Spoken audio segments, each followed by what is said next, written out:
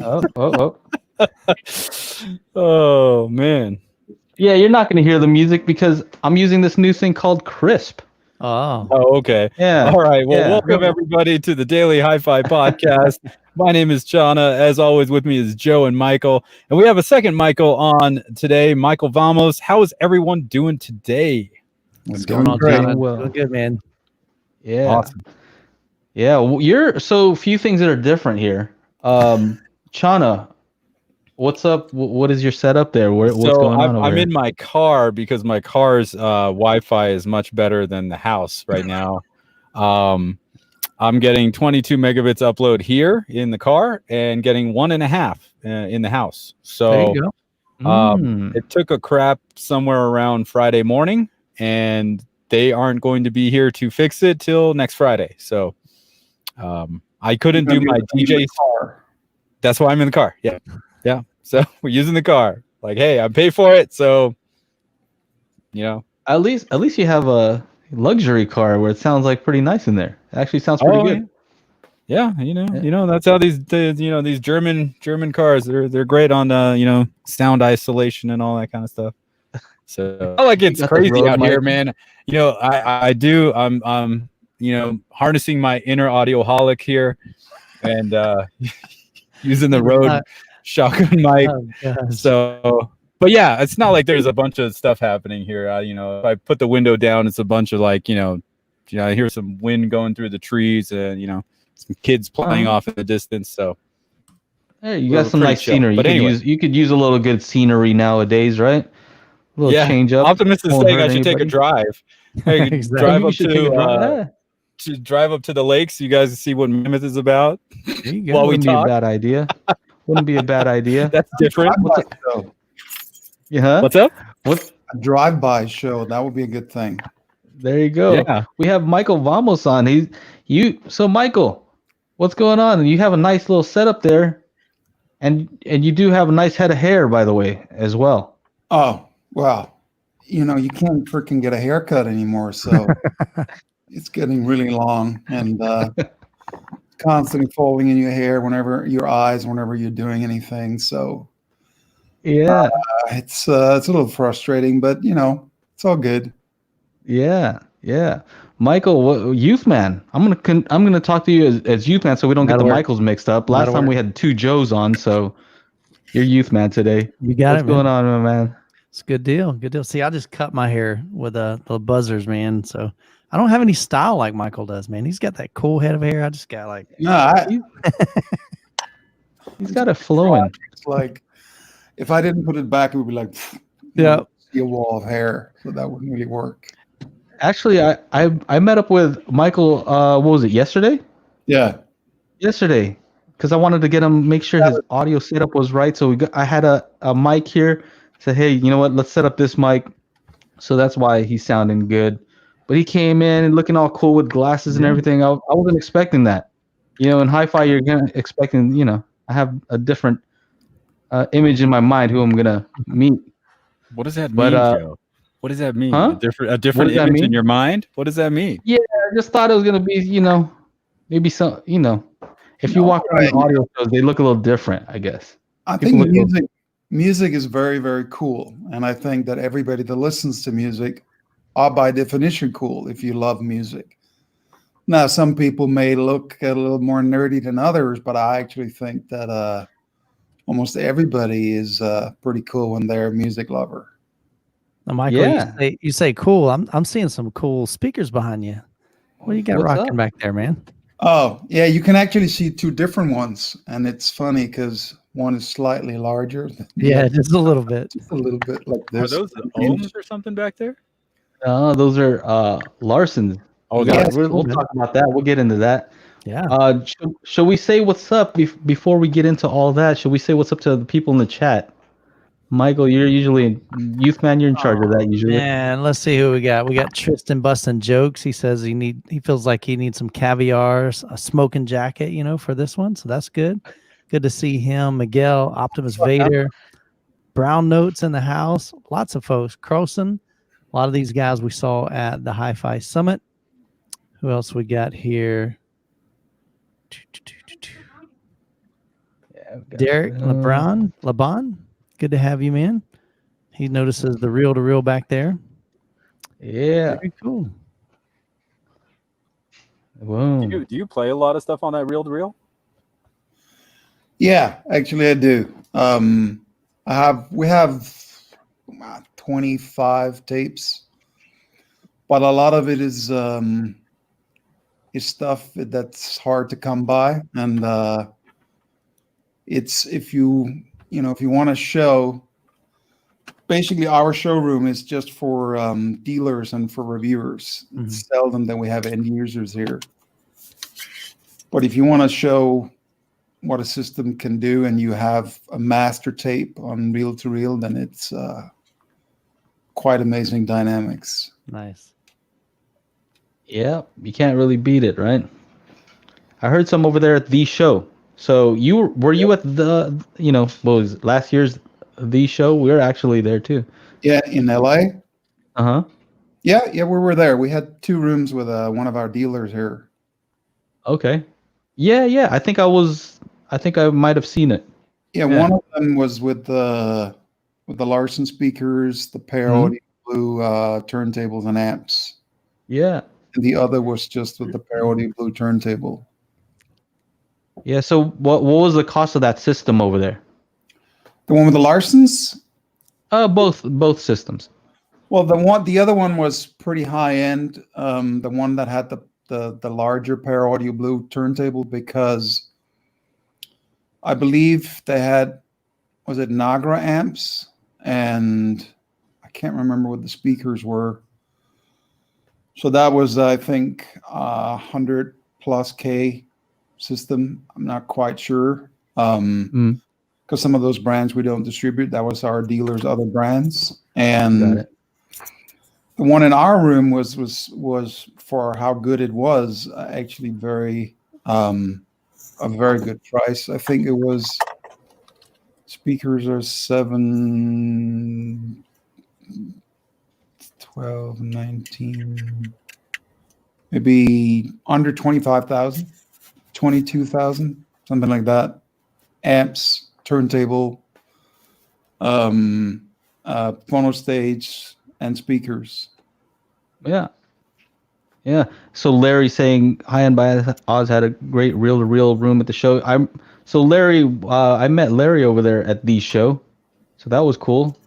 It's kind of crazy. You see some of these people online and offline. But yeah, actually, I had a room over there too with Chana. Chana had another room. We were just messing around just to see what it was like. And my system was $129 for the speakers, for the pair of speakers. Right. And I think the amp was like $99. I was just it was almost like I was almost being funny. And I took a lot of time to set it up, right? And people were just like, how much did you say? I would just like this joke, like, how much you think this is? So it's kind of, there's different levels, right? To HiFi. There's entry level. And so I just wanted to show that you can get something pretty good at entry level. And I wouldn't even mind showing it at a show where the guys next door, I think their system was like $100,000 to $200,000. Yeah. And my room was always packed. People from other rooms were coming out. Hey, come here, check this out. So it's funny, there's just different, there's different ways to go, right? Yeah, I think the smaller your system is, the more and the better it sounds at the same time, the more impressive it is. We often had 2 systems in one room where we had the small Larsens, the one you see in the background. Yeah. The smallest pair turntable and their smallest integrated amp. That system is $7,500 all in. And it sounds like, everybody was guessing at a much, much higher price than that. Yeah. $7,500 is not exactly nothing, but I mean, it's very affordable for high-end audio.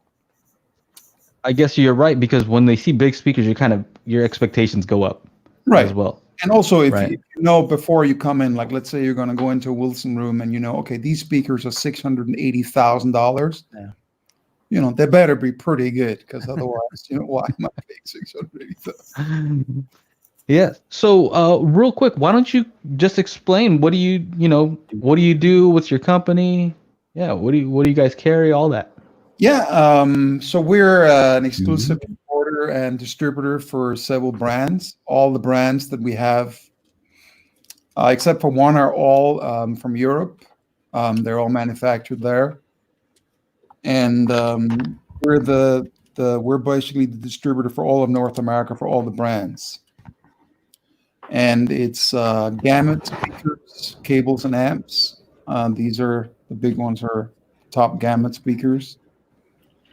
And it's Larsen speakers, which that's the entry-level model, the Larsen 4 back there.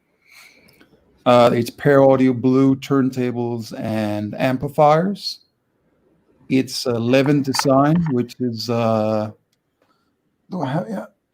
like high-end turntable brushes and other accessories for turntables. Did you just say a high-end turntable brush? Yeah. The brush you can't even afford. I don't even want to ask. Like, yeah, it's $150,000. No,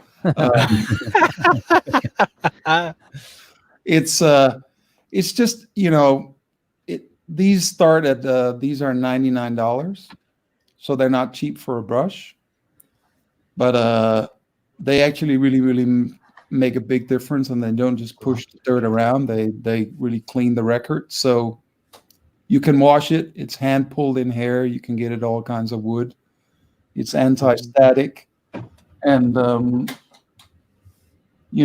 every day you got to clean your records. So it's actually the one thing that will make the biggest difference. So buying it once, even if you pay $100 over 30 years, it's not really a lot of money. Hey, buy once, cry once, right? Yeah. There it is. There it is. You're literally driving around. It's kind of irresponsible, but all right.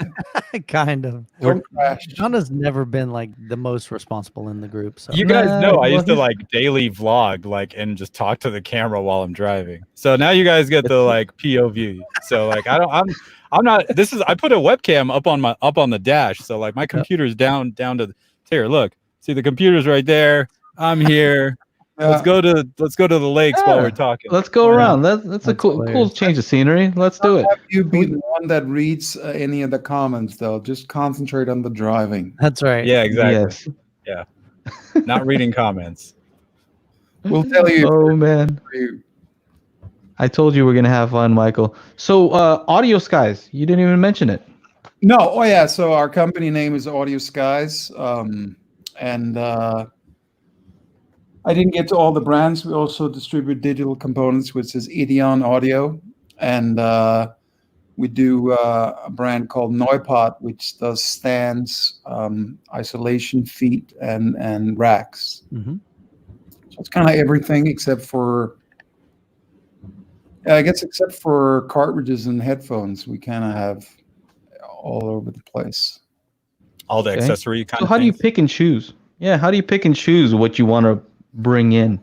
Well, that's a great question, because I think the one thing that I would it'd have to be something that I would want to own myself, that I would pay for if I was an end user. Like we get probably 3 requests a month from some company somewhere in the world that says, "Oh, do you want to be our distributor?" And we usually always very politely say no, and it's not because we don't want to make the money, because you got to make money. But at the end of the day, when I want to talk to a customer or dealer or reviewer, I don't want to, without cursing, I don't want to blow smoke up their skirt. I just want to say, I think this is a great freaking product. I haven't heard anything better at this price. Mm-hmm.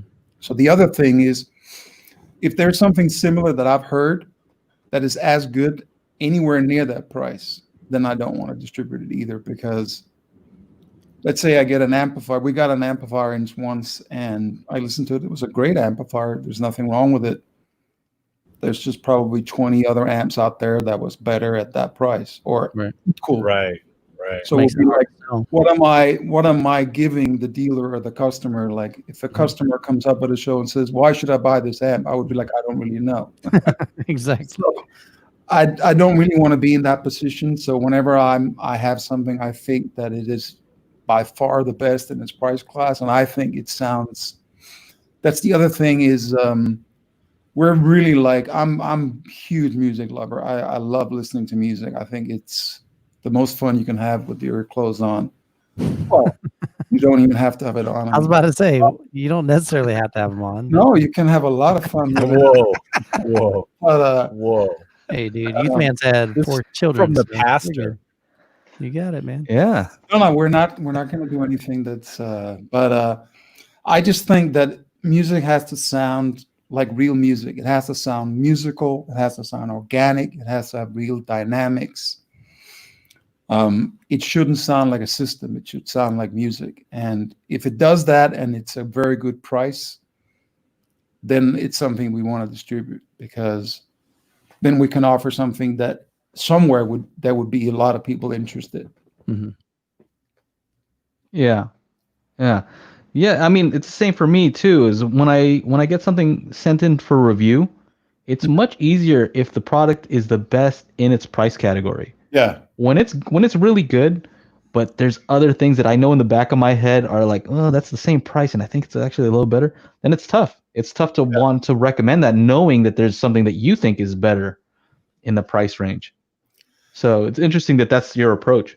Yeah. Well, we actually, so one of the last brand I mentioned was Ideon Audio, which makes these great digital components. We've been looking for a great sounding DAC for like 7 years, and to my ears, almost every DAC out there that I heard, they had some kind of, either they had a digital glare, didn't have real dynamics, didn't sound analog, didn't sound music, whatever it was. Mm-hmm. And we had a component sent to us that was a DAC back 2 years ago that was like $17,000. And I had an old, very good Redbook CD player here, which back years ago cost $8,000. Mm-hmm. So whenever someone sent me a DAC, I would just compare it to that. And I'd be like, well, I appreciate you sending me this, but I have a 10-year-old Redbook CD player that's 10 years ago was less than half the price. That sounds better. So thank you, but I don't really think we can distribute that DAC. Yeah. Somebody commented here. Tristan says, tell how Audio Skies came about back in 2014 and debuted at Rocky Mountain Audio Festival. Is that right? No, it was before that. That was the first time we were at Rocky Mountain, but we debuted at CES. Wow. Oh, wow. Before the show, there was this great guy was running it. I freaking forgot his name now. Mm-hmm. Died like 3 years ago. They took him over, and then someone else took over. But he had a parallel show compared to next to the CES at the same time in Vegas, which was called The Show. And we were there the first time, I think, was it 2012 or 2012, I believe it was. 2012, huh? And we actually was there with the Pair Audio Blue turntable, the Larsen speakers, and Gamut amps, I believe. Yeah.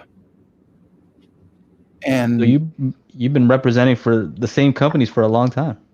Yeah, like I know that a lot of people like to change their gear all the time, but if I have something that I love, why would I change it? It's like I have that doesn't make sense. I have some brands that some albums that I love, I never get tired of them. I mean, if I was on a deserted island, I would bring the same 3 records and I would play them. I mean, if I could only bring 3, I wouldn't get tired of it, because I think if something is good, it is good. It's not that you confused yourself. You got something that really is of great value and performance. So why get rid of it? So we're always looking for, great music. So you mentioned that there's 3 that you would love to have, like, at any given time. Maybe share those with us. Yeah. So my favorite band of all time, and we could do 20 hours on this band, because I'm not like, I don't really know much biography about the band. I just know a lot about music. Yeah. So almost everybody knows the band called Talk Talk, but very few people know the last two albums that they made, which is called Laughing Stock and The Spirit of Eden. And what happened is that in '89, they had this big hit from the album, which was called Life's What You Make It. And the studio was like, oh, you made a lot of money for us. Now you can do whatever you want. And they were like, let's do it. So they went into the studio for 3 years. Wow. Recorded 6 tracks, cost a fortune. They refused to do a video. They refused to do a tour. They refused to do pictures, interviews, anything. And basically, these 2 records are, in my opinion, the best album ever made. I mean, they're phenomenal. And it's funny, the lead singer, not funny, it was very sad. The lead singer died a little over a year ago. And I wrote an article because almost every reviewer of the big reviewers in the US are actually huge fans as well. Like David Robinson, the editor of Positive Feedback, I introduced the band to him. Michael Fremer, John Atkinson, like there's a lot of people in the business that knows these albums that really love them. I actually wrote a review on one of them, even the last album in Positive Feedback. So people, shout out to Positive Feedback, by the way. That's what we used. I think a photo that was taken from you from them. Yeah, that's what we used for the thumbnail. So want to make sure to give credit where credit is due. Yeah, that's right. Who is the photographer, who's the editor as well.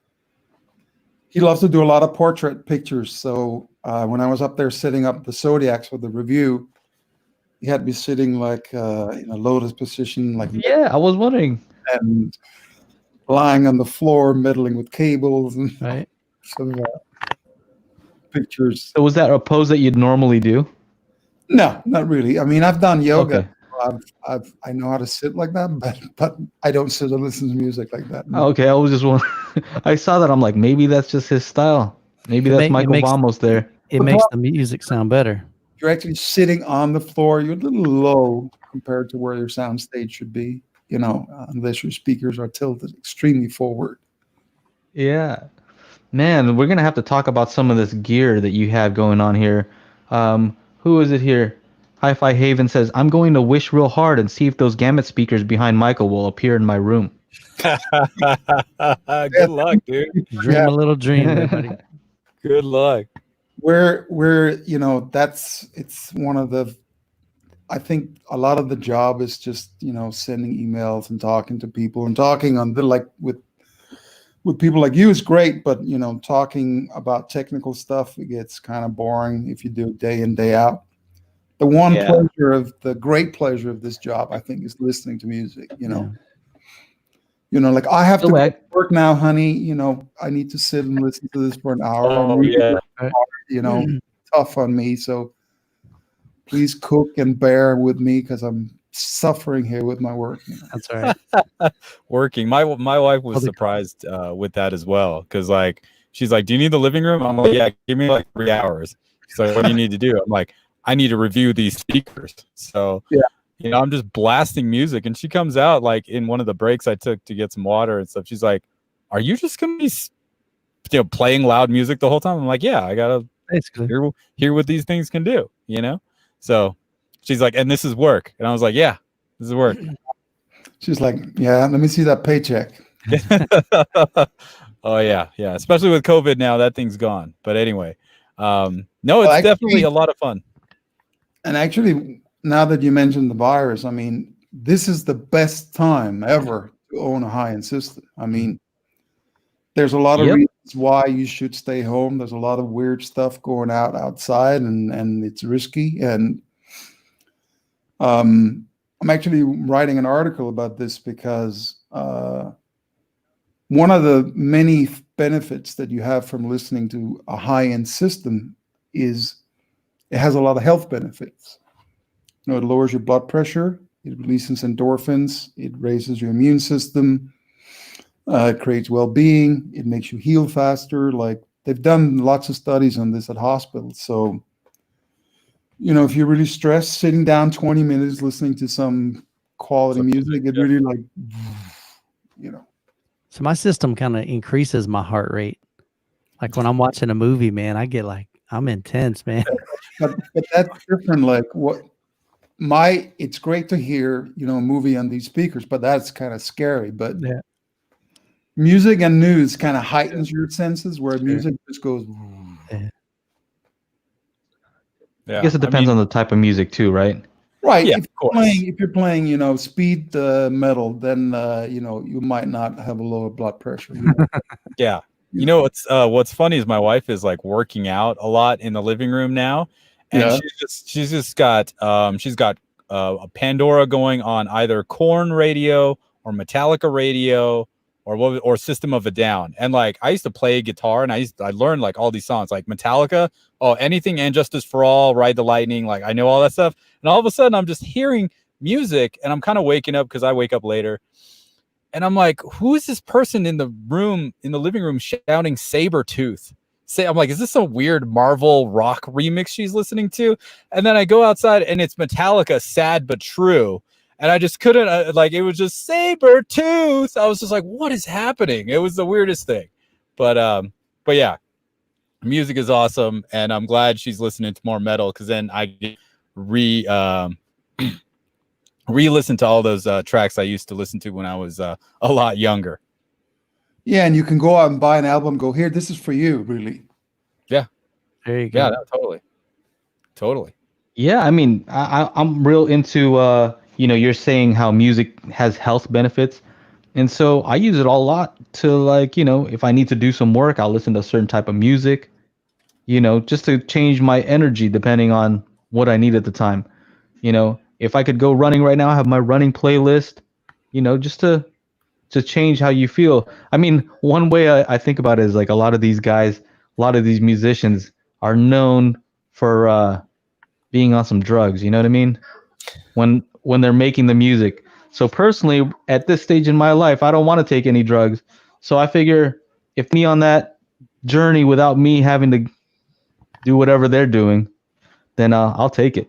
Yeah, it's you can get high if the music is good enough and the sound is good enough, you can get freaking high on how great it sounds.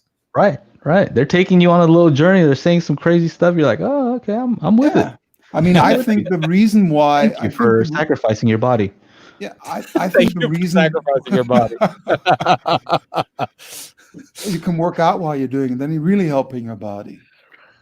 Chana, by the way, beautiful scenery you got there. That's very picturesque. Like that. If I lived over there, it'd make me want to just buy a nice camera to take some photos for sure. Oh yeah, this is Twin Lakes here in Mammoth Lakes, and usually it's like pretty frozen over in winter, and there's a bunch of like the waterfall is pretty small. You can't see it with this webcam, but it's like, where's my I can't even point it to you. But anyway, there's like 7 or 8 lakes here.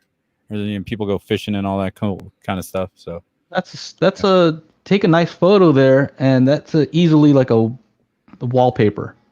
Oh yeah, right? Totally. Yeah, do you guys know Vern Clevenger? He's a famous nature photographer. He lives up here.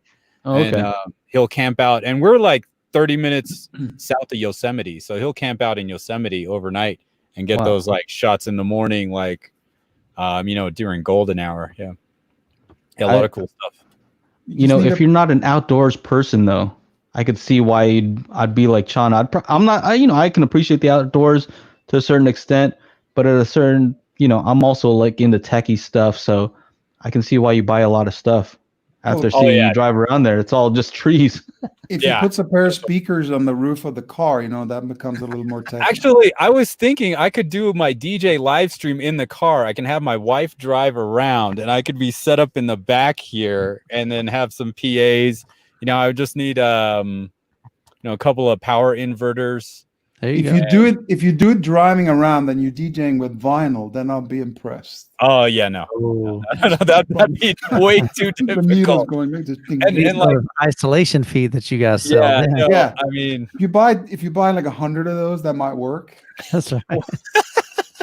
Well, the other problem is that my wife's got a heavy foot when it comes to gas and brakes. So with vinyl, you know, she just it's just gonna go. And then when she hits the brakes, I'm just gonna slam right into the back seat. So I think you should leave the expensive cartridges at home and just put something like really affordable on. Otherwise, really cheap.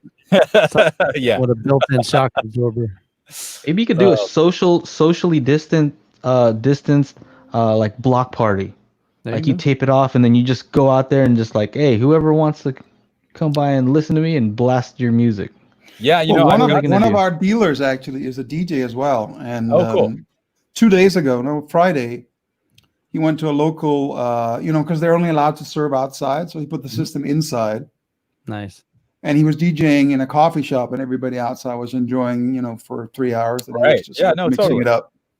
Yeah. And just put a big sign up front with your Venmo account, you know? People can tip it's appreciated. Sorry. The sound goes down as he sells off the system. Or here's the turntable. All right, here's the other turntable. Next thing you know, he'll be playing off his phone, right? Yeah. Yeah. That's when everybody goes home. No doubt. So all right, I want to talk about Larsen speakers because I am a fan of Larsen speakers.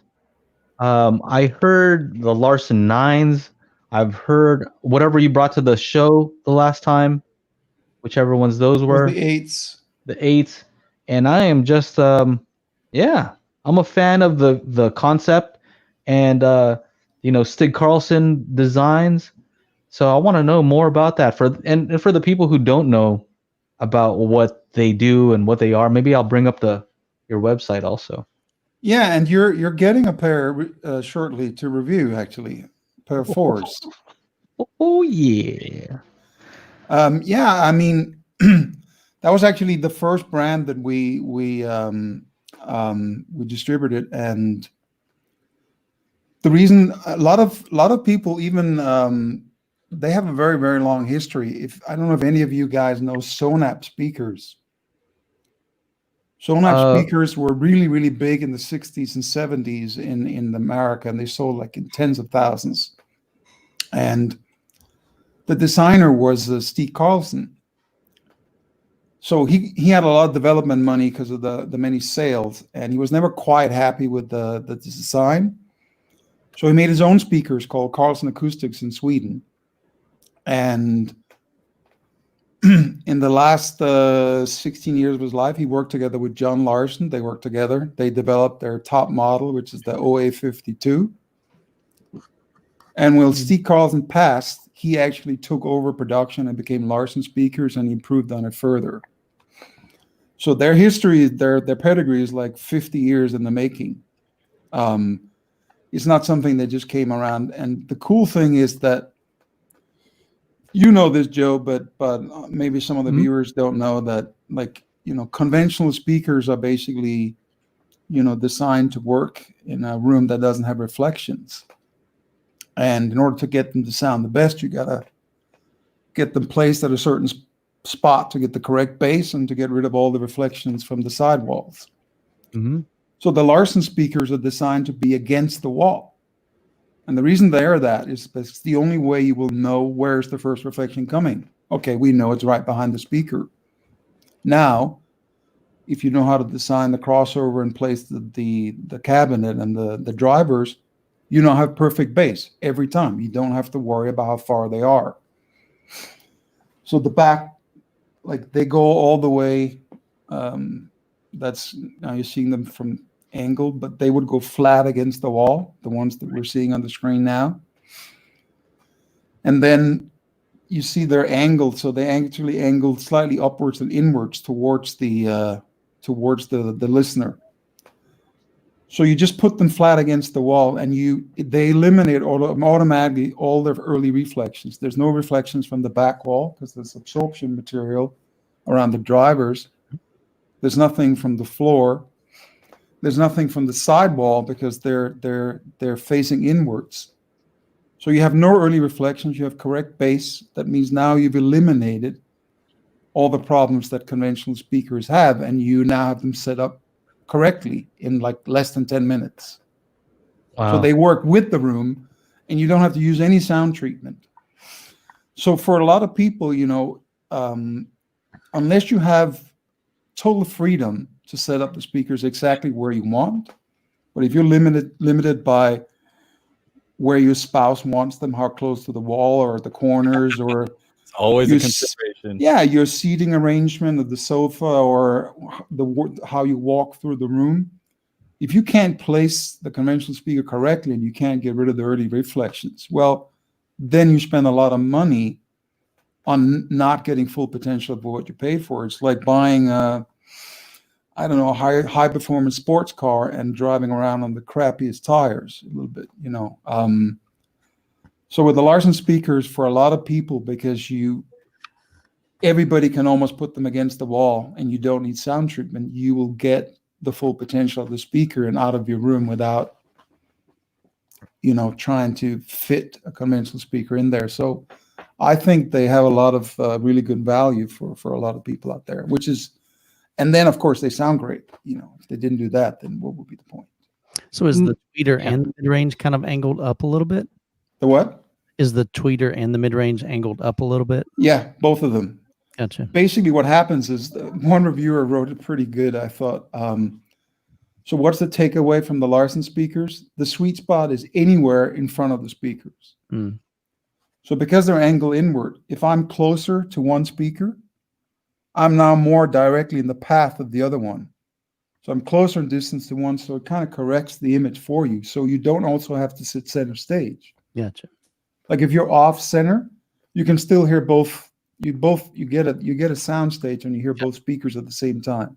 Pretty cool. Yeah, it's crazy. So yeah, Michael, like when I heard it, basically because they're angled in that way, when you're closer to let's say if I'm closer to the left speaker, right?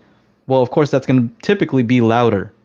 But because it's angled in such a way, now you're off axis. So it's almost balanced. Yeah, because you're off axis to this one, but you're on axis to the other one now, the further one. So that one, it's almost like it's balancing itself out. It's crazy. You're closer in distance, but the one speaker that you're closer to, you're not in the direct path.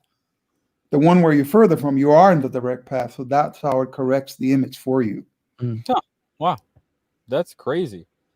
And I mean, for a lot of people, what I like, I think one of we talked about earlier, is the most fun you can have with your clothes on is that one of the best things you can do with music, I think, is enjoy it with others. And for example, if you have a pair of speakers where it's only the guy who's sitting right in the sweet spot can hear both speakers. Very lonely, right? It's a lonely life as an audio. No, but then the other people are like, yeah, I get that you're having fun, but I'm not having freaking fun. I can hear what's going on the left side over there, Yeah. So Michael, you're basically saying that you could socially distance and enjoy the music at the same time. Exactly. Can you even get up and dance? Is that possible too? And then still enjoy them? You can stand up and it still has good sound. That's the cool thing, because what it does is, if I don't want to become too technical, but a lot of the people that are listening are probably very smart anyway. So, someone put their phone on. My bad. Basically, if you go to a concert hall, like a classical good concert hall, the music doesn't hit you. There are some speakers that are overly hyperly detailed. That's not actually how music sounds in real life. Music hits you as a whole. It doesn't hit you like the triangle that you hear in the background is not in a bubble all by itself, blown up to sound this big. It's just a triangle in the middle of a huge orchestra. So the sound hits you as a whole, and then you get the late reflections that you get from walls and ceilings and so forth. So the Larsen speakers basically recreate that because they eliminated all the early reflections, so it hits you as a whole. So you get the sound stage, you get the detail and all that, but it's not this. If you, for example, take a person and you blindfold them, put them in a concert hall and tell them, okay, where are the basses in the concert hall? Nobody can point to them. You can't, because a bass, it radiates sounds like this. Mm-hmm. And you can't say they're right there. You can't. Right. If it's a trumpet, yes, you can. But the lower Omnidirectional, frequency, right? yeah. So basically, the Larsen speakers will recreate that sound. So That's why if you go to a concert hall, it's not like, well, if I'm not sitting at dead center in a concert hall, I don't get a good sound stage. Yes, you do. Right. Because it does hit you the hole. You don't have to sit in the center or in the front. You know, it makes a lot of sense, like the design of those speakers, just because they're trying to control as much as possible. So there's so many variables, right? And the number one variable almost always is placement. Like I can give you the greatest speakers, but where are you going to put them? Right. Yeah. Right up against the wall, it's probably not going to sound very good. Yeah. Right? If you buy, like, let's say you bought these speakers here, which are not that, they're not like low budget speakers. Mm-hmm. If you took them and put them against the wall or in the corner, you would be paying a lot of premium money and not getting full potential out of it. And if you can't place them correctly, what's the point? I mean, it's like spending a lot of money that you're not. It's like if you're going to buy an amplifier that has 10,000 watts, but you only need 50 for your room. Like, what did you pay for the other 9,000 watts for? I just think it's really smart, because if you think about it, in almost every room, what are you going to find? You're going to find some walls, right? There's something consistent that you can kind of rely on. If you're going to put speakers in a room, there's going to be some walls that you can place them against, right? And so those are designed with that in mind. Like, you're supposed to put them near a wall. And I think that's really smart. And that's where most people end up placing their speakers, whether they're supposed to or not. Most normal non-audiophile people are probably going to put speakers near a wall because they want them away from things. Yeah, what happens is, I've seen a lot of pictures on Instagram. If you see like a rack of a system with a lot of components, if you see a large floor standing speaker right next to the stand, which is against the wall, and sometimes one of them is even very close to a sidewall, you're like, well, they spend a lot of money on this system, but they're not getting the full potential of their speakers, not even close. I mean, and if they can't pull them out to where they need to go, then it's kind of a shame. It's like you said in the beginning, a front-firing conventional speaker is basically designed to work in a room that has no walls. But like you said, we all have walls. So you have to kind of work around that. And the Larsen speakers, it's like, how do we make a speaker that actually works in a regular room without having to ignore the fact that there are walls? That's great. I love that about those. I'm very curious. I have so many questions about them because they're such an odd design, right? From a design standpoint, it's very weird. Like the tweeter is cut like halfway, right? There's like almost like something looks like it's blocking part of it in the picture. Yeah. So what they're doing with the tweeter is the same as so if this is the driver, which is angled like this, there's absorption material here, which is to make sure you don't get a reflection off the back wall. And there is here as well below, so that you don't get it from the floor. Now, with the tweeter, they're doing the same thing. If you look, you see that's a metal plate around the tweeter. Yeah. So all the reflections that normally would spread out to the sides, they're getting rid of those, so there's no reflections. But then as soon as it comes out the middle, the metal plate spreads enormously, which is why you have that huge sound stage in front of the whole room. Like, you don't have to sit center stage, because as soon as it comes out, it spreads a lot because of that metal plate. But it blocks the ones that normally would distort, So it's pretty smart. I have a few questions here. So here's a question from Derek. He says, how far should the speakers be from the wall? You're talking about the Larsen speakers, of course. Yeah, they should be against the wall, like not touching, but they can't touch because the terminals are in the back. But Oh, right. so you put the cables into the speaker terminals, and you put them as close as they can. So Now, you're talking I know like an inch, maybe, right, away from the wall?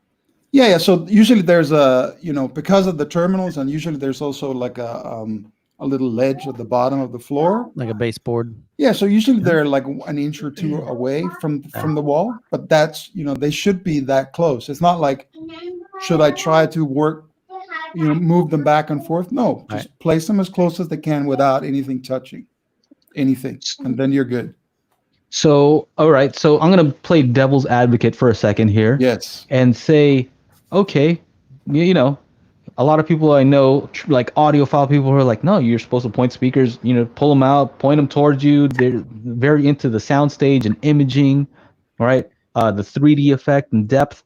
So for somebody like that, they would say, well, from my experience, if you put a speaker near a wall, that's going to take away from, it's going to muddy the imaging, right? So you're saying that you can move around and still have a good image, but is that center image as strong, right? Or is it more diffused? Because like, I'm sure somebody will think about, the bad word I'm not allowed to say is Bose, but I'm going to say it anyway. They're All right, let's direct ban that reflectors. guy. Banned. So, like the 901s, right? 901s are known for having a very huge, wide soundstage, and you could be anywhere, but not accurate, right? Things aren't placed where they're supposed to be, and you're sacrificing something. So in this case, are you sacrificing the strong center image because of the way that they're set up? No, I mean, you brought Bose up. I didn't, so remember that. I mean, those speakers are, I don't want to say anything about them, but you don't have to say anything bad about them. Yeah. They've sold a lot, so they don't care what you say. They've made their money. They made their money. Basically, Totally cool with it. if you're sitting, of course, sitting in the center with the Larsen speakers is, of course, always best.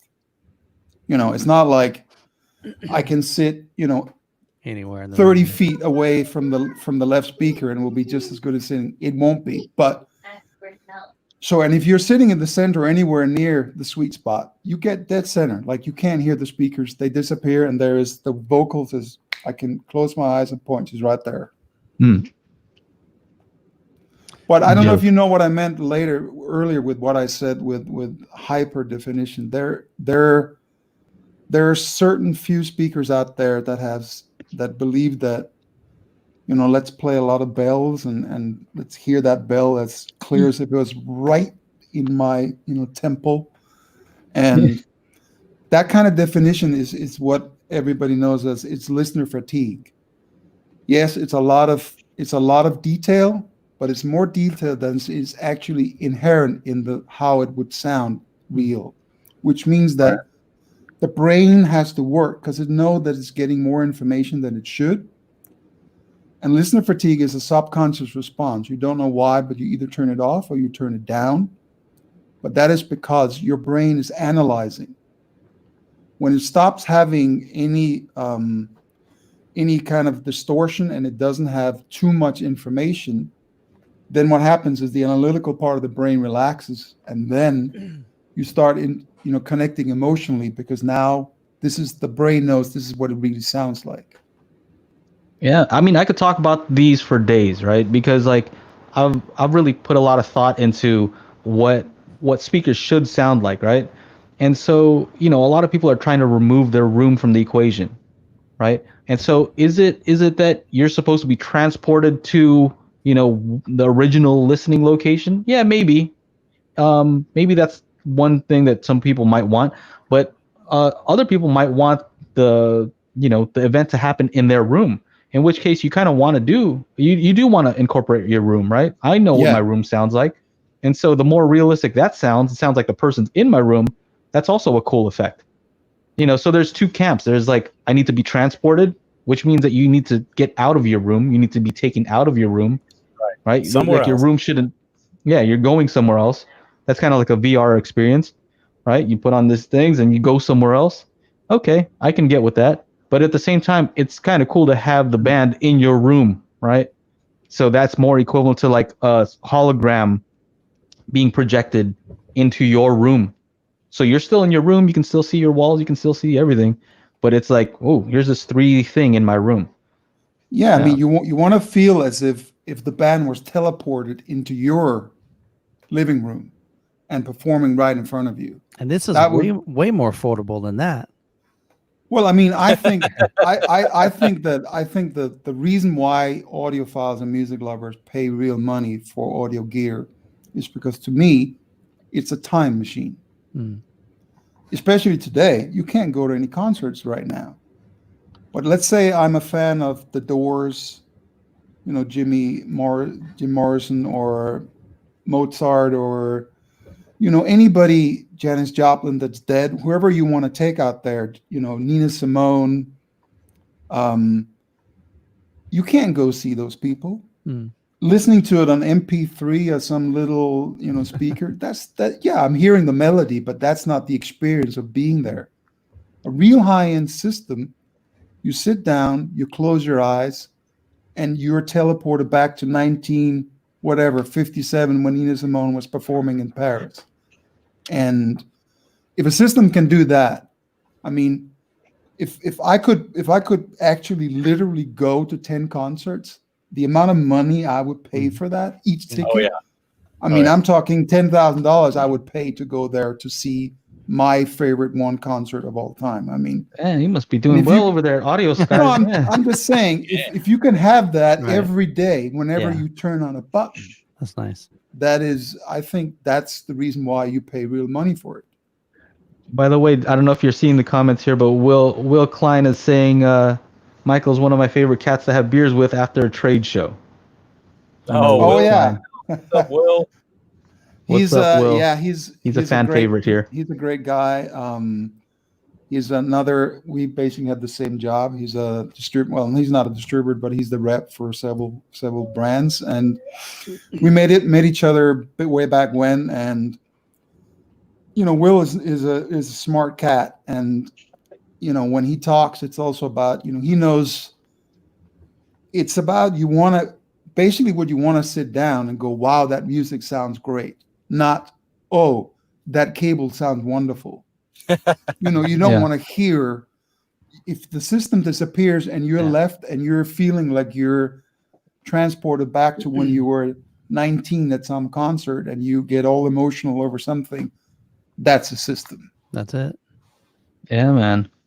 Yeah. So I don't want to talk about the Larsens all day. I'm just very interested. I'm so excited to get those in for a review. Right. And those Larsen 4s are not even that expensive, right? No, tell them how much they are. $2,200. $2,200. And they're not. Are those the 4s behind you? Yeah. And what is how low do those go? They actually go all the way down to 28 hertz.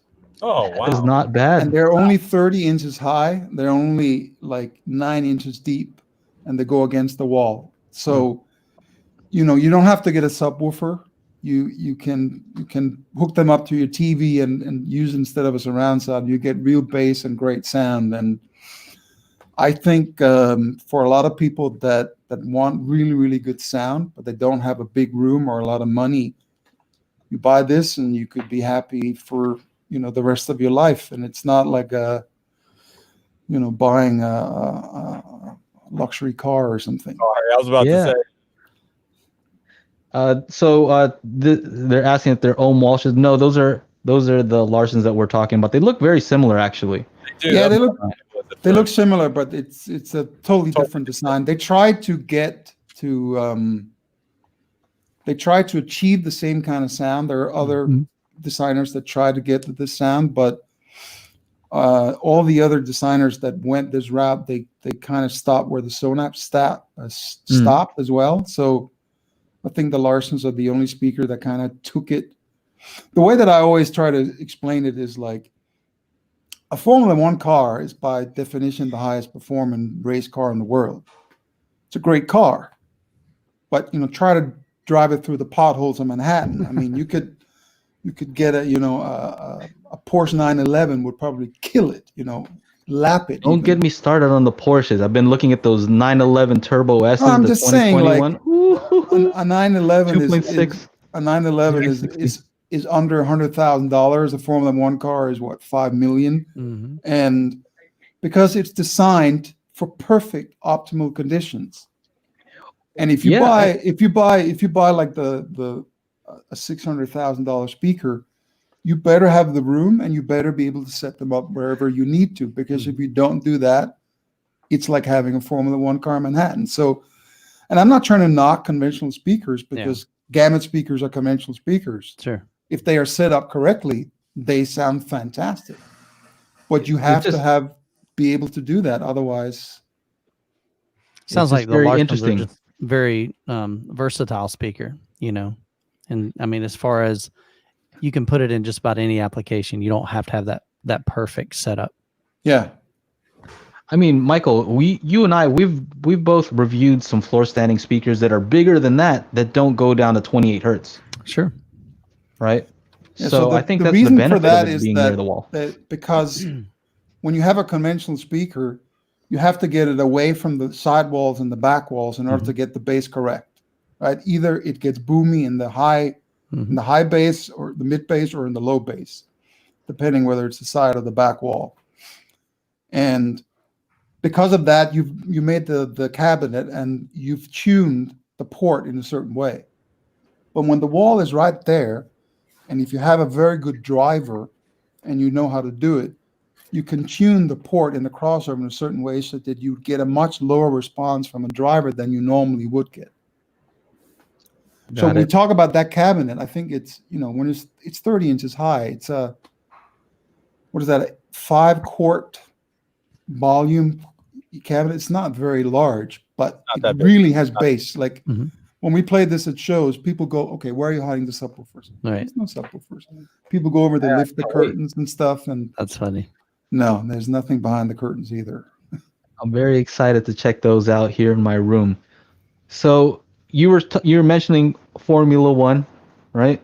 And I know when we were talking, you're like, so I have some pretty expensive speakers that I distribute also. Are there going to be some stupid people in here that are just talking crap? And I said, hey, you know what? Expensive is also good, because even though I might not be able to afford it, doesn't mean I'm not interested. So I've been looking up those Porsche videos. I'm not going to buy that Porsche 911 Turbo S anytime soon. I think it's like 200 or 300 G's, 200 G's plus, something like that. Chana is 62.6, bro. Smoking all the electric cars too. Before they even released that, I went on Porsche's site on one of my graveyard shifts and pieced together a Carrera 4S that came in at 180. So I was like, man, when these bro, you gotta check that out. No, I've seen those. They came out they updated their website in stages. When the cars first released, and then the turbos and Turbo S's came out later.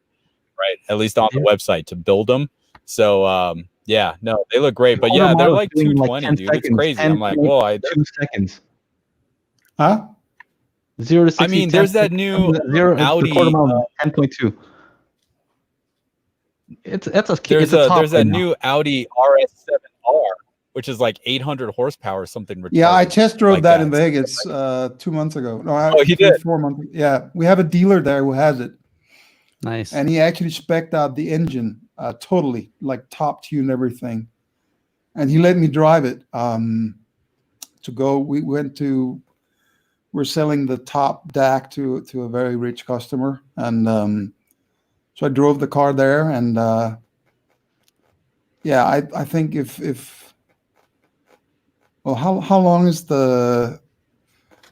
how long can you get a speeding ticket after you drive? I better not say anymore.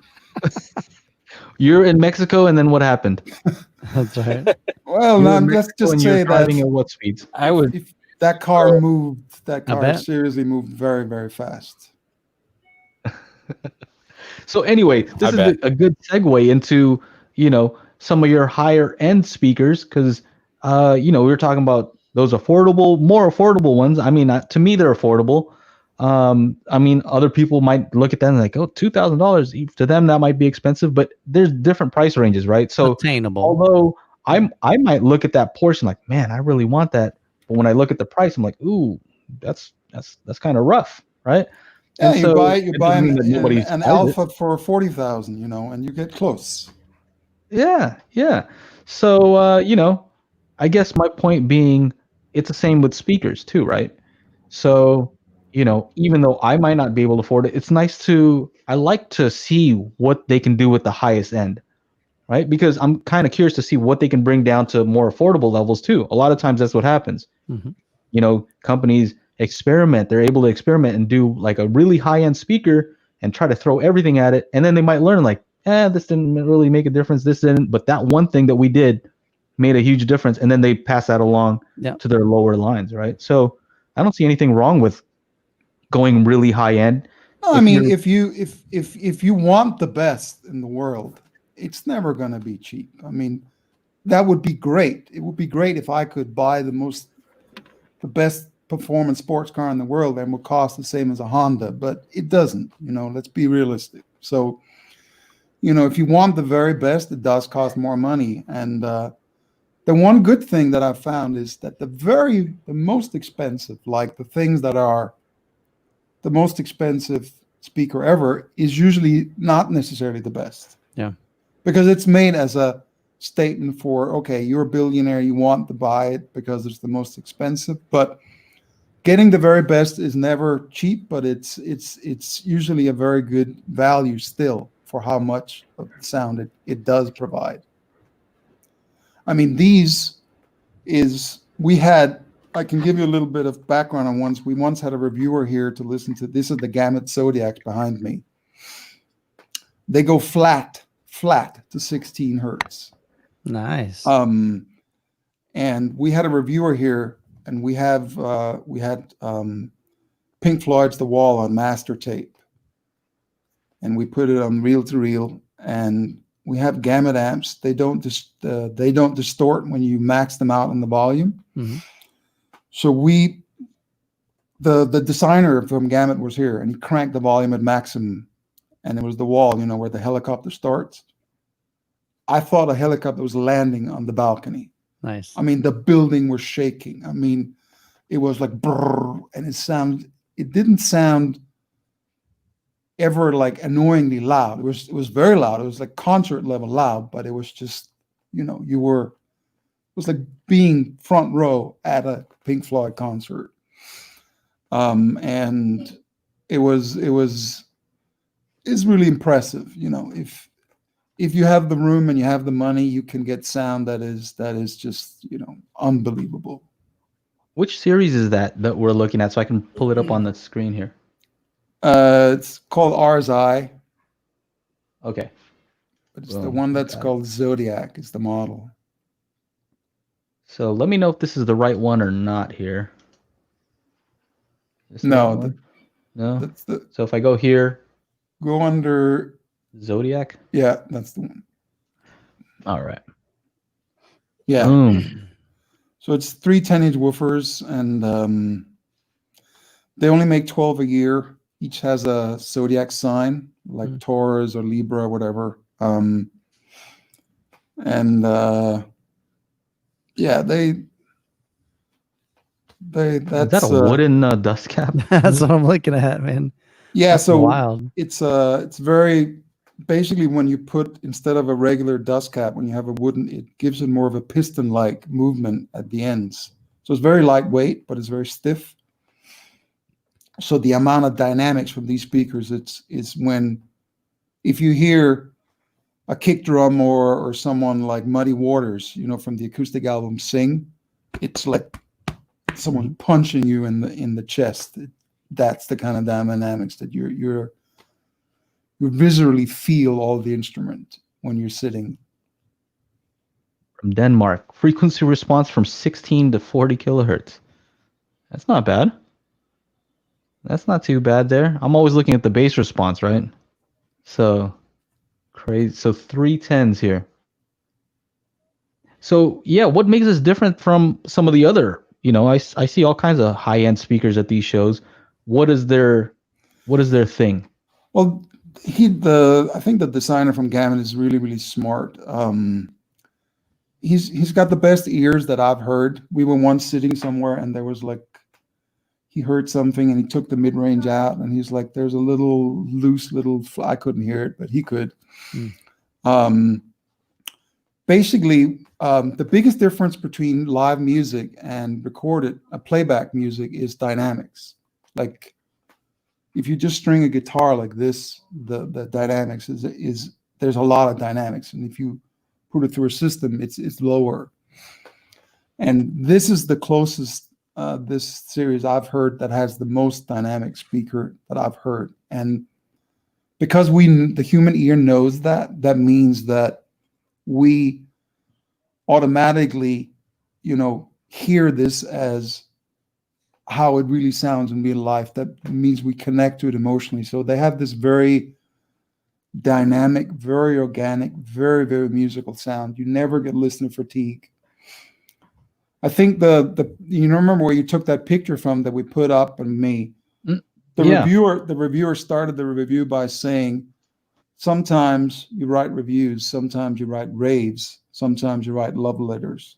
This is a love letter. Like he had a hard time writing it because that's how much he felt for that speaker. And I think it's hard to hear because it's hard to, people always call and ask, what's the difference between this and this? It's very hard to explain how something is better. And if you buy, one of the other models, it's not that there's something wrong with them. They sound phenomenal. It's only if you would listen to Zodiacs afterwards, you go, okay, we're at another level now. And so you've seen the article here? Yeah, that's in my opinion, those are the best speakers I've ever heard in my life. I think they're just outstanding. There they are. Yeah. They kind of invite kids to, I dare you to try to punch in my dust cap. Well, they're really heavy. Zodiac. Now, even the bottom, the feet on the bottom are definitely unique. Yeah, so it's a whole very heavy sandwich, which had these very, very thick, long 4 feet that you can adjust a lot, so that if you have uneven floors or whatever, because you want to both make sure that they're level this way, but also that they have the correct tilt. Right. But one of the things, like for example, Gamut, we train all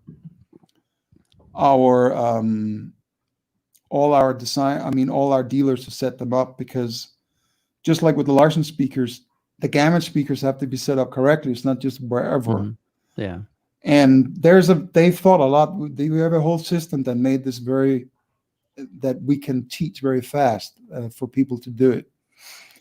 And actually, I just saw a guy who wrote this in the comments. When you buy the Zodiacs, included in the price, the chief designer comes and sets them up in your house. Because it's like, yes, we feel we've made the best speaker ever, but in order for it to perform at its full potential, it has to be set up like, totally dead on. So I'm looking here at these photos here. Look at them. Where is this at? Where is this? So that's David Robinson, the editor of Positive Feedback, who has them in his room. His room is actually not very large. It's a very well constructed room, like with the ceilings and floors and everything, but it's not very large.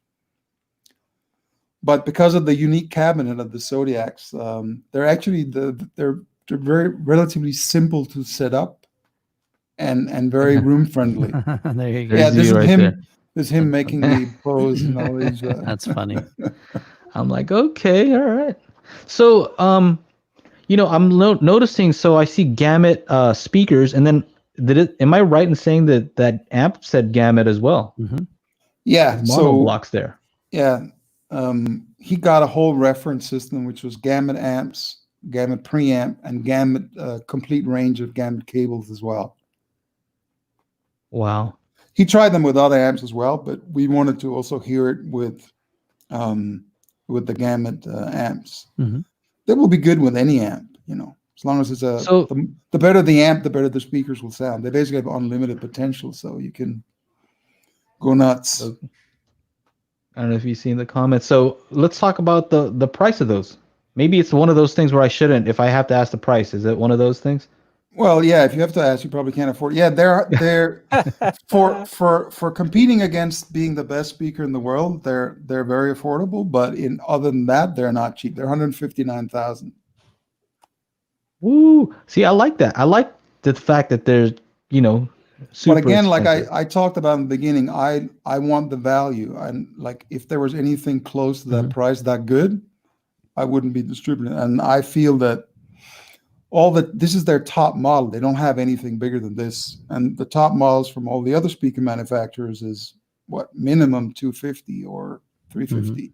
So they're even half price of other brands' top models. So in that regard, they're not expensive.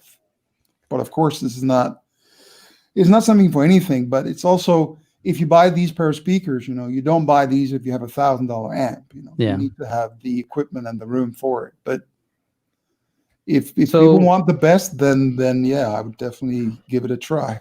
Listen.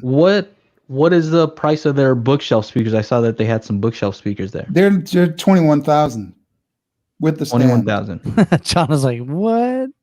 Look at Chana. He's ready to buy. Dang. He's ready. So where's my credit card? The same thing. What I said with the Larsen speakers is we have them at many shows because I don't have them out, but we have them here. They're like this. They're a little over a foot and a half high. Whenever we play them at shows, people go around looking for a subwoofer everywhere because they go flat to 34 hertz, flat, not plus minus 3. So they will play under 30 hertz, and they have the same amount of dynamics. It's like you really get this. And what size are the drivers on there again? It's a 6.5-inch mid-range. But the cool thing is, like, for example, if you compare it to the RS7, which is the full range floor stander from them, the tweeter and the cabinet is exactly the same, the crossover, the cable. So they're basically, those three models are designed depending on the size of your room. Gotcha. Like if you don't have a large room and you buy the RS7s, they're just going to overload your room. You'd get better sound with the RS3s and you'd save money. Yeah. Because the RS7s would have to go, have to be further into the room. So you would need a bigger room. So you would need to sit closer. So they're the different models in the Gamut series is just designed for different sizes rooms. I just feel like a lot of people, if I said that this car was, I don't know, $300,000 or $500,000, right? A car, I think a lot of people would just automatically think like, well, that car must be a lot better. Right? The engine must be so much better. The interior, everything, the performance must be so much better. But a lot of times when you hear somebody talk about speakers that are that expensive, it's almost like they don't think that way. Yeah. They automatically start thinking like, man, those are why are those so? They don't understand why it's possible that it's so much more expensive. Yeah, well, because they can read 0 to 60 times, they can see performance specs. Yeah, they can look at it and say, oh, that looks really not. There's things that they can point to that say that's why it's more expensive, right? Yeah, so a little harder with speakers. With speakers, one of the things with a speaker like this is that it takes a long time to develop.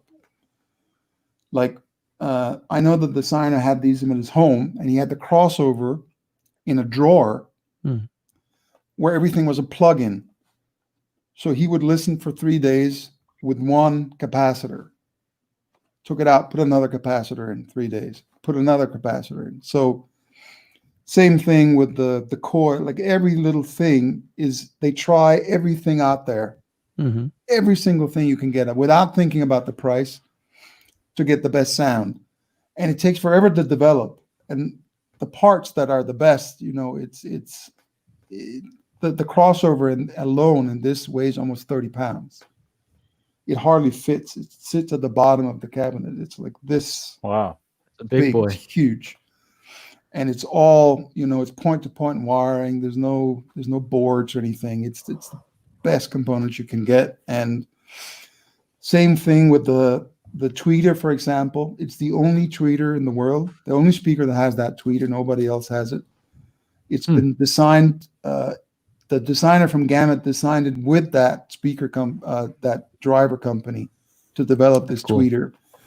So all these things, they cost a lot of money. It takes 2 weeks just to make the cabinet alone, just the outside of the cabinet. The inside cables, for example, is Gamut reference cables, speaker cables. That's being used so. Oh, yeah. Remember, Joe, you were joking about it. You're like, how about we we have like these really awesome speaker cables, and you plug them into the speaker, and on the inside they're just like lamp cord going to the components. So, yeah. So I remember we were talking about it years ago. So you're saying, Michael, that they're using like the high quality cables inside there as well, huh? Yeah. So our a 1.5 meter pair of Gamut reference cables. They're cheap again for how good they are, but they're not cheap at all. I mean, they're 4,200 or something. That's what's being used inside. So that's probably one cable in each speaker alone. That's the priciest cables that they have.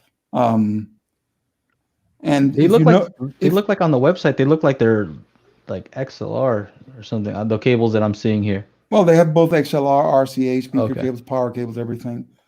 But another thing that's unusual, normally when you see speakers, it's usually MDF. Mm-hmm. This is actually 28 layers of real wood. It's different thickness, different kind, that's curved. Gamut is actually the company that first invented the curved cabinet.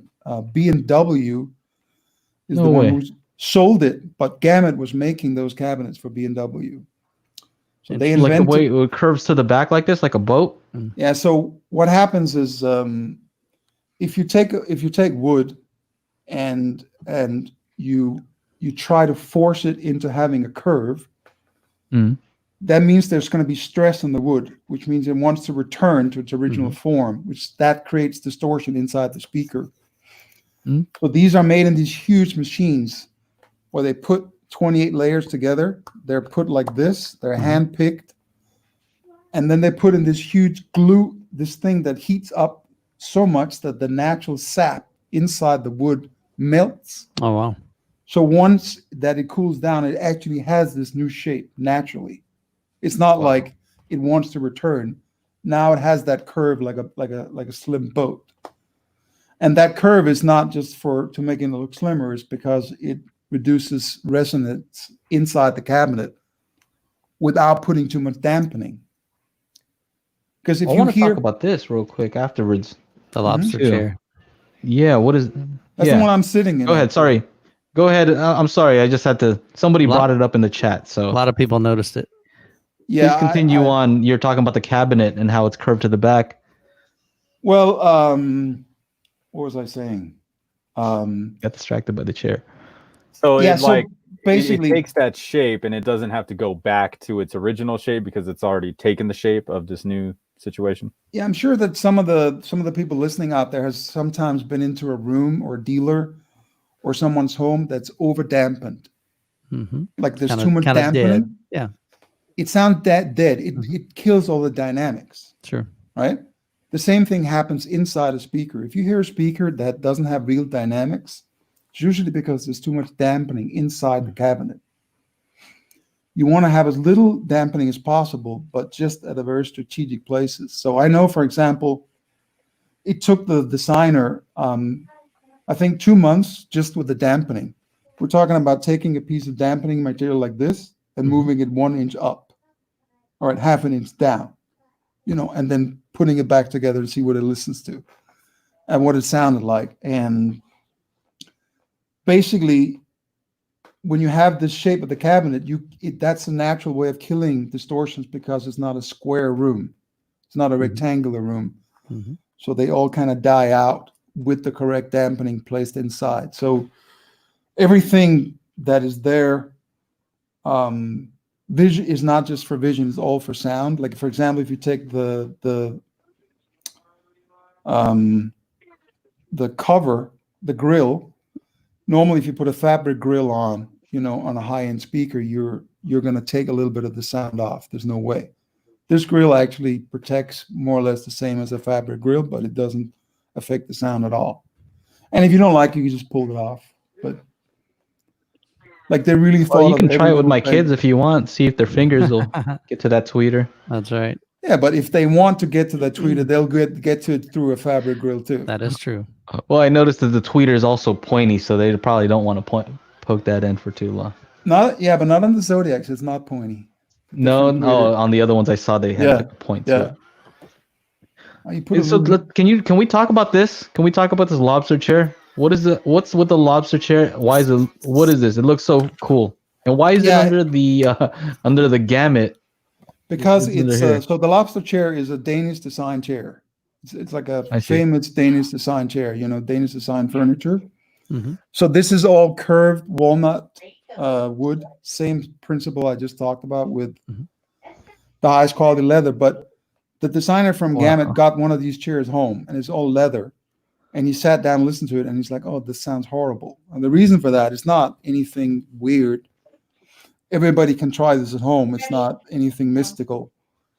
If you have a chair that has a neck rest and you sit down and listen to music, it will screw up your soundstage because you get a reflection right behind your ear. And if you have a chair that doesn't have a neck rest and you put it right against the wall, same thing. Now the wall is giving you a reflection right behind your ear. So he changed this chair by spending like very long time on creating this area here you see behind me, which is fabric. And to make it a certain porous consistency so that there's no reflection. So now that you sit and listen, there's no reflections at all from here at all. And the cool thing is if you put it against the wall, the back is wood, so it actually prevents any reflections coming from the wall behind you as well. So now for the first time you can sit down and listen without getting early reflections. And it sounds great. That's why it's called the world's first audiophile chair. Wow, that's so cool.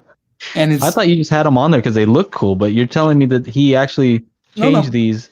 Yeah, it's made specifically for audio. And it's really comfortable. We sent it to 4 reviewers. After 3 days, they called us up and said, "Okay, I'm buying it. How much?" Nice. Do you bring these to the shows too? Because that would be cool if somebody instead of sitting in those like cheap chairs that they set up. Yeah, I think at one show we even had 4 of them. Wow. You had 4 of them. Yeah, I mean, it's once people sit in the center, they get the chair because it's so damn comfortable. There's a matching footstool. And once you sit down and you're in the sweet spot, it was very hard to get people out of that seat. They're not leaving. They're not leaving. I mean, I've always had my eyes on that Eames chair, but if this is made for this. Well, the problem with an Eames chair and every other chair is that they have a neck rest, and it's not science. Sit down, and you sit. You can if you put like a soft pillow right behind that Eames chair, it already gets a lot better just from doing that. But you basically, if you bought a pair of $100,000 speakers and you sit in the Eames chair, you're only getting half or 2/3 of the value because you kind of screw up the soundstage. That's crazy. Lobster chair. That's pretty interesting. I like that. Where are you at now, Chana? Now I'm in the studio. Your studio? Yeah, but the internet is off the car, so the car's still on in the parking lot. Golly, the things that Chana does to make the podcast. That's awesome. That's commitment, brother. Man. That's commitment. Do you have any questions, Michael? I know I've been taking up a lot of the time, like I did last time. I'm just so interested in, the Larsens and all the stuff. I apologize. That's pretty well. I feel I've been talking a lot, but is there any questions that someone asked out there that we didn't get to, or have you been keeping an eye on that? Want to bring some up, Michael? Well, I don't know. I haven't looked. I mean, I've only glanced once in a while. Youth man, sorry. Where's there? That we missed. So would the Lobster chair work with a surround sound setup? Well, usually the reason why you want surround sound is because you want to hear sound from behind you. So it will still work. It's not like you can't hear stuff. What it does is because of this fabric, you don't get a reflection right behind your ears. And if you have it against the wall, you don't get it from right behind the wall, which is what you don't want. So it doesn't block volume really sound from reaching you. It just blocks really reflection from right behind your ears, which is what you don't want. It's basically like if you hear yourself talking, if you put your hands behind your ears and you flap your earlobes out, that's actually what your voice really sounds like to other people. Interesting. And it does, if you're sitting in a chair that has reflections or you're sitting right against the wall, you get the same effect. but it's like, you know, the speaker is making sound that's hitting you, right? What happens is also hitting right behind your ear, and then it comes back to your ears. So you get like a slight, very fast echo right afterwards. Delay, yeah. And that will sound like distortion, and it screws Yeah. up the sound stage. It's Makes not sense. It's hilarious. thing. Yeah. It's simple sound wave movement. Thank you, Optimus, for the super chats and everybody else who's supporting with the super chats. He says Lobster Chair giveaway. We actually there's literally no profits on these chairs because it's a Danish design chair, and Danish design is not like they're very, the materials, everything is very expensive, and the design. So we mostly have them for people to talk about Gamut products, but all, you know, they're great for dealers to have, and they're great for people to have. Like if you have money and you have a great system, it's you know, if you want the best sound and you want to be very comfortable, then it's a great chair to get. So what do the Lobsters run? They're 5,800. Okay. All right. I mean, those Eames chairs are also expensive too. Yeah, same as any other luxury design chair. It's just good for sound as well. I'm gonna get one day. I'm gonna splurge on an expensive chair one day. There you It's go. because they look so cool. I'll bring it to you for free. Yeah, yeah. They He'll look hand cool. I deliver mean, it. you got to treat yourself sometimes, right, Chana? You got to treat Hey, yourself. hey, you know what I say, Hey. man. Treat yourself. You right. deserve it. That's You right. deserve some nice things once in a while. About this with the well-being. We had a customer in New York that wants to buy the top DAC we have from Edian Audio.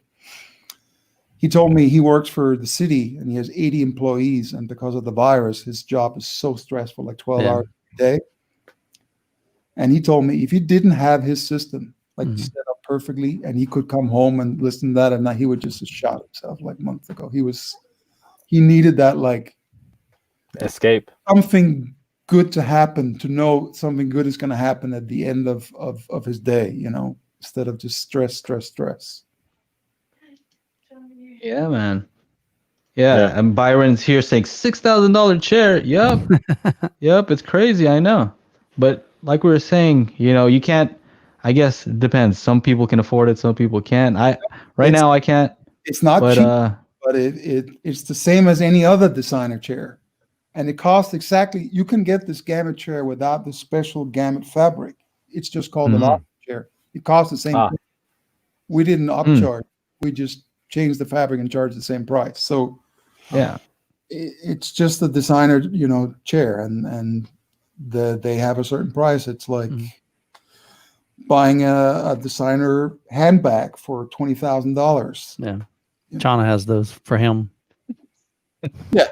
No, those are what are you made. talking about, I buy you man? the handbag and you buy me the Lobster Chair. It's Moog one synthesizer, bro. That's where it's at, dude. $8,000. If I had like that kind of money, yeah, that's where it's happening. That's where we go. Yeah, new keyboard.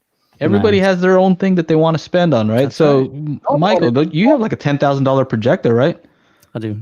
So it's 10, you know, Well, some people would be like 10. Not you know. 10,000 new though. Okay, it's expensive Like though. 6,500. You know, you can get a projector for like 700. So a lot of people are like, True. hey, a pretty decent projector for 700. Why'd you spend True. 10 times as much? Because you wanted what that would give you. So, and that's Youth Man. You know what I mean? Well, So I mean, if Youth Man can do that, then I spend you know. a lot of time listening to music, and Yeah. Yep. first of all, I want to not have the reflection, but I do want to have a neck rest. I find it to be annoying to listen, and I can't like rest my neck without it screwing up the soundstage. So it's an important thing if you spend a lot. It's like if you were a reviewer, if you listen to music 4 hours a day, probably be good to be comfortable while you're listening. So yeah, babe, I need this $6,000 chair, guys. It's reviewing too much speakers. You just need to have For it. your well-being, Chana, you deserve it. Business expense. Treat yourself, man. I love it. Yeah, so about these DACs, right? So these DACs, all right. So personally, I have never heard a difference when I'm comparing DACs. I know Chana, you're into that ESS saber that you're always about, right? You saying that you can, notice something.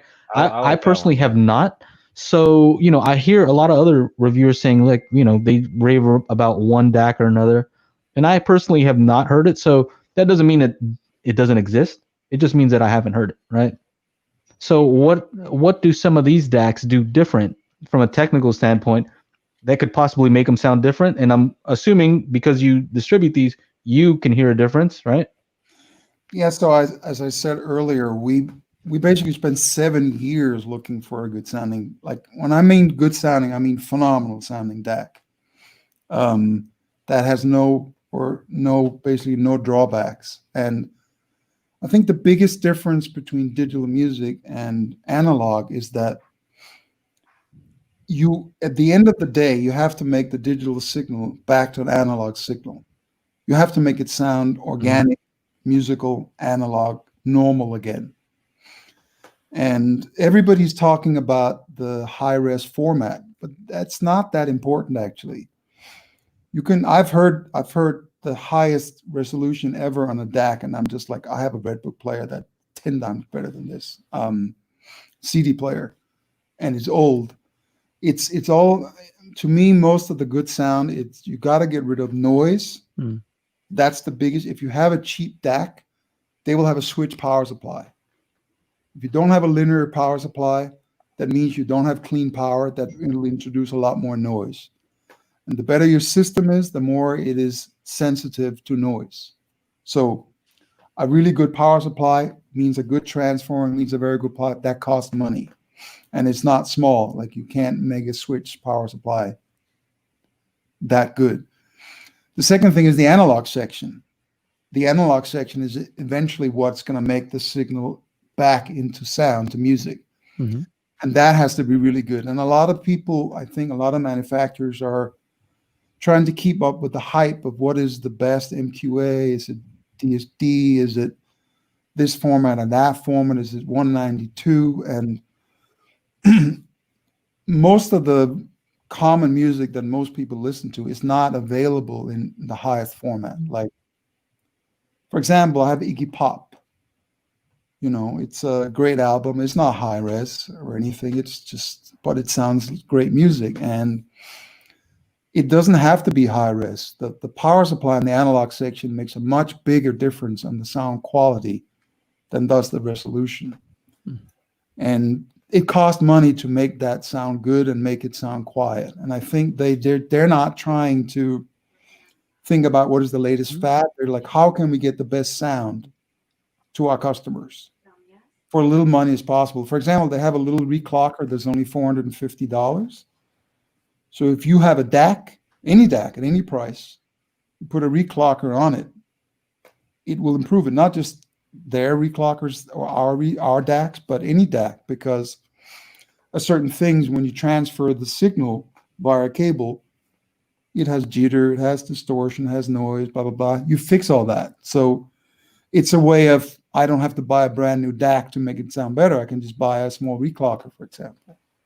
Now, would you say that most people could hear a difference? Like, would you think that I could hear a difference? I mean, like I'm saying, I've never heard a difference. Would it be something, because I would like to hear a difference, right? Of course. You can come here and you can bring your DAC, and if you don't think ours is better, I'll give you a free reclocker. Look at that. Oh, look at that. Making deals. Making deals. No, because Yeah. I think it's not about, I think that one of the other things besides the analog, I think most DACs, if you listen to a really good turntable setup or playback from reel to reel, the amount of dynamics is enormous. Most DACs, they don't have the dynamics. And I think dynamics is what makes it sound live, makes it sound like music. And without that, you're kind of missing an aspect of what makes it sound natural. And I think that's very hard for DACs to do, especially if you're focusing constantly on the format, Yeah. The good thing about that is also because they're not focusing on the format, it's not something that's going to be outdated, because they can. It's a modular design. So if they have a hardware upgrade, they can easily just swap one part out, put another one in. It's not it's not in the software section where it gets better. So would there be a spec that you would look at and say like, oh, the dynamics don't look based on this spec? Well, go spec? under the absolute DAC. Mm-hmm. I think it has a dynamic range of 150 dB. That's the highest in the world. High. Any source. That's pretty high. I don't know if it's listed. If you go down on the specifications, signal to noise ratio, isn't it? 147 dB. Yeah. So if you're, we once heard a DAC and then we swapped this one in. I was at a dealer's place and he was like, "Whoa, what happened?" It was the same volume. It was just like, okay. So yeah, I think you can definitely hear a difference. Yeah, man.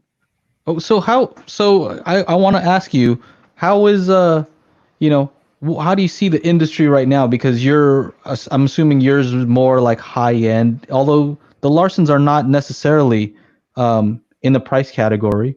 No, so you're kind of all over. You get affordable and with stuff that reclocker is $450, but almost everything else starts at $2,000 and up. Yeah. Mm-hmm.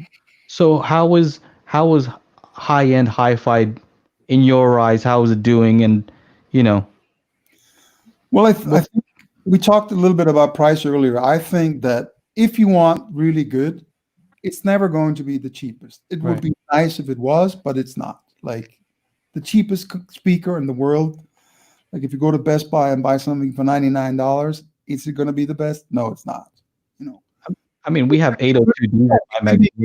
It can be good for the money, but it's not going to be the best. Right. And at the same time, the good thing is that you never have to go to the most expensive thing. Like I haven't found any category yet where the most expensive thing is the best sounding ever. Right.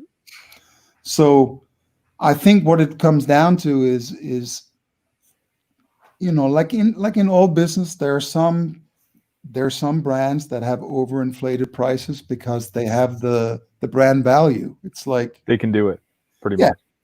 I'm sure that there is a company out there that could make a new car for less than some well-known brand could that is equal quality, but they don't have the brand value, so they can't charge the same money. And so some of the big brands, I think that they do charge too much money for their products, and that's unfortunate for the customer. But if they want a brand value that they know, that they can buy that. But at the same time, what I think people should do is they should trust their own ears. If they go out and hear something that might not be the best well-known brand in the world, but they think, and this is not saying I'm just taking it because it's a very well-known brand, Macintosh amplifiers. Let's say there's someone out there who hears an amp that they think is better than Macintosh.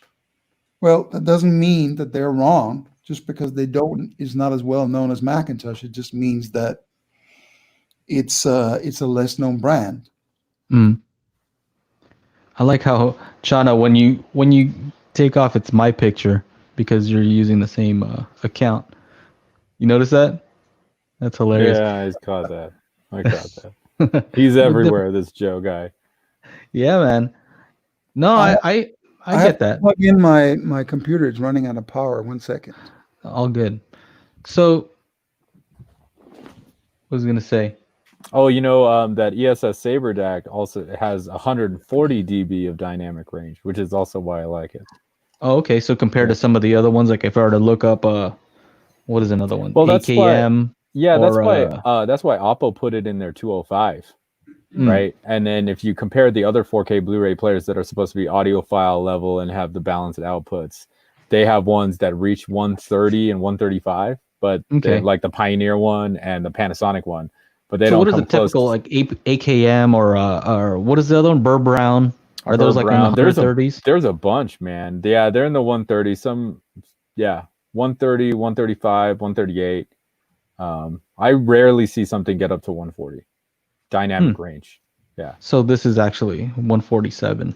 Yeah, it's 147. It's all up there. That's a high. That's the first one I've ever heard of that goes above 140. So that's pretty cool. Yeah. Well, maybe. So can you tell the difference when it has more dynamic range? I can't tell the difference. I just want to be like, oh, on paper, It's bragging rights. This has the best dynamic range. Let's use that. Let's use that. Yeah, there are people that say some are more musical and some are more clinical. So musical means it adds something to the music, right? Whereas clinical means it's like straight up, this is the music here. On the outside, that's the same exact music. So it all depends on what you like to hear. Isn't ESS Saber chip using budget DACs? Yeah. They do have like some cheaper DACs that you can find the ESS Saber stuff in there. The one that I'm referring to is the 9038, which is an 8-channel DAC. So they have 2-channel DACs that are stereo DACs too. So they have a full range of them. But yeah. A lot of stuff, man. So you got the IEMs on, and we're gonna have to go soon because we're over time. But you know, I see you have your nice IEMs on. I got my IEMs too. You know, these are like $500. They sound pretty good. They sound awesome. But like we were saying earlier, you can't share the experience with somebody else, right? So they sound good to me and only me, which is good sometimes. But if you want others to enjoy with you, you're gonna have to have some speakers. Yeah, it's kind of different sitting 4 people next to each other with headphones. It's not quite the same. No. That'd be I don't know. It might be.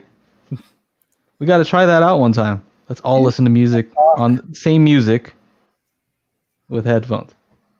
I have a bad tendency of talking a little too much while I'm listening if there's other people. Did you hear that? Did you hear what that guitar player did? I was doing the demo at the show, and that's kind of what happened. I'm like, yeah, just kind of listen to this, and there's one guy looks at me, he's like, I'm trying to listen. I was like, oh, sorry. It happens. I'm trying. Oh man. Well, hey, I'm having a lot of fun. I could talk to you all day. I'm very excited to check out those Larsen 4s. I'm glad that you're nearby. You're here in the LA area, so yeah, I'll bring if you're in the LA area at the end of the week or next week or something like that. Nice. Look at that. Look at that. Put them in.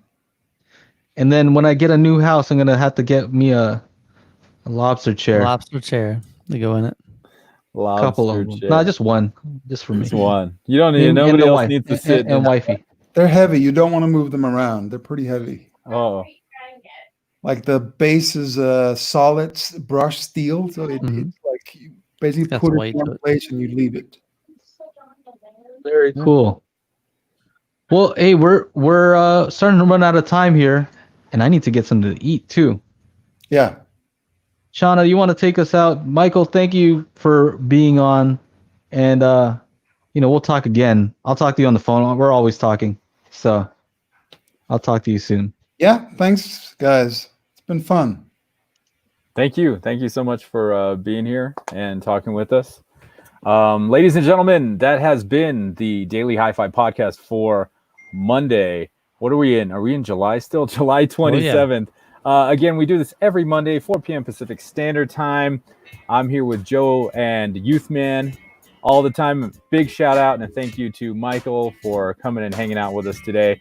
And we'll see you guys next time. Peace. Yeah, enjoy the music.